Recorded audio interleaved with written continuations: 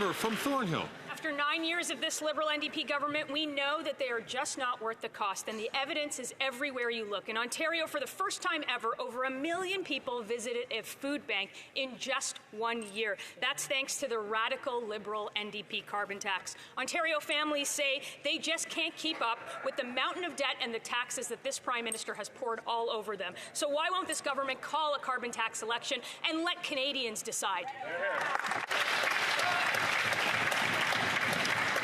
The Honourable Minister of the Environment and for Climate Change. Thank you, Mr. Speaker. I would like to read an extract from a report that came out today from the Insurance Bureau of Canada, and I quote, "Summer of 2024 ranks as the most destructive season in Canadian history for insured losses due to severe weather.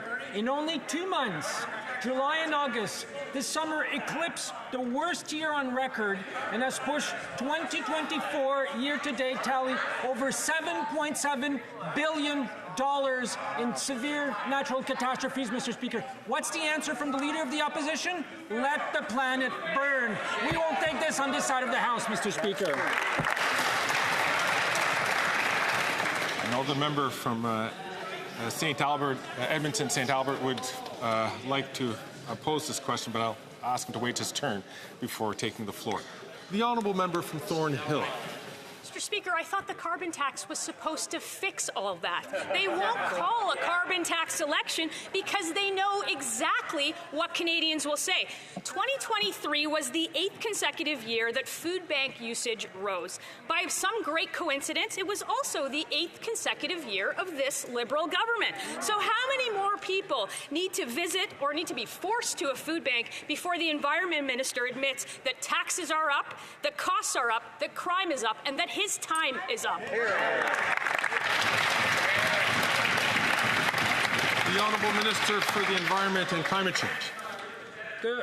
The reality, Mr. Speaker, is that the Conservative Party and its leader are not there to protect Canadians. They're there to protect the interest of their friends, like oil executives who attended a special event for the Leader of the Opposition. I can assure you, Mr. Speaker, that oil executives don't come to my fundraiser. I can guarantee you that. But what they want to do is take away, in his riding, Carleton, 58,000 people are receiving the Canada carbon rebate. In Thornhill, more than 60,000 people are receiving more money than what they pay in carbon pricing. We're helping with affordability, Mr. Speaker, and we're helping to fight climate change.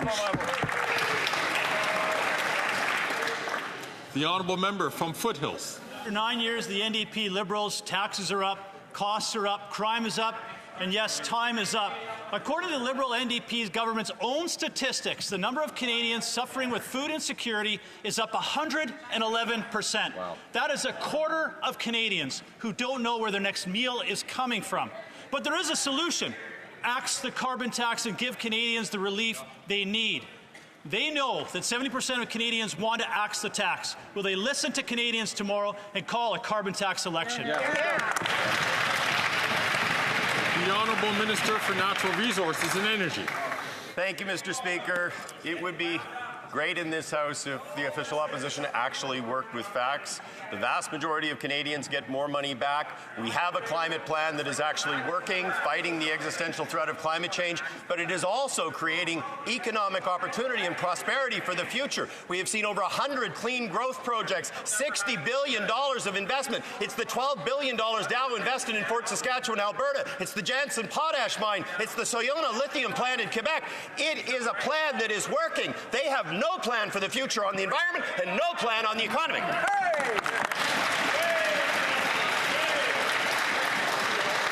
The Honourable Member from Foothills.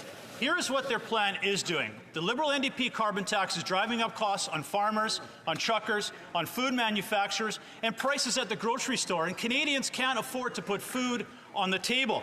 According to Food Banks Alberta, use is up 73%, and 40% of those are children. Meanwhile, the Liberal NDP government say, hey, Canadians have never had it so good, while food banks are struggling just to meet demand. If the Liberal NDP government thinks that their carbon tax is so great, will they call a carbon tax election tomorrow and let Canadians decide?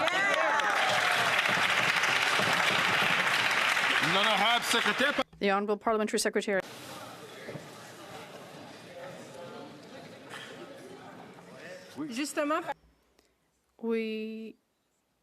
we know that children suffer from food insecurity during tough times. So we've set up a school food program that will allow us to feed 400,000 children extra than what is currently the case. And we're working with the provinces and territories to unroll this program that will really help our children. Thank you. The Honourable Member for Mégantic-L'Érable.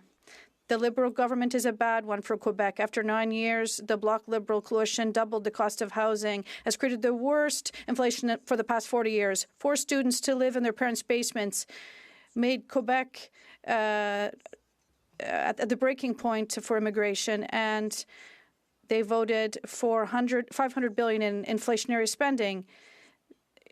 Can the Prime Minister and his Quebec lieutenant allow Quebecers to choose a common-sense government during an election?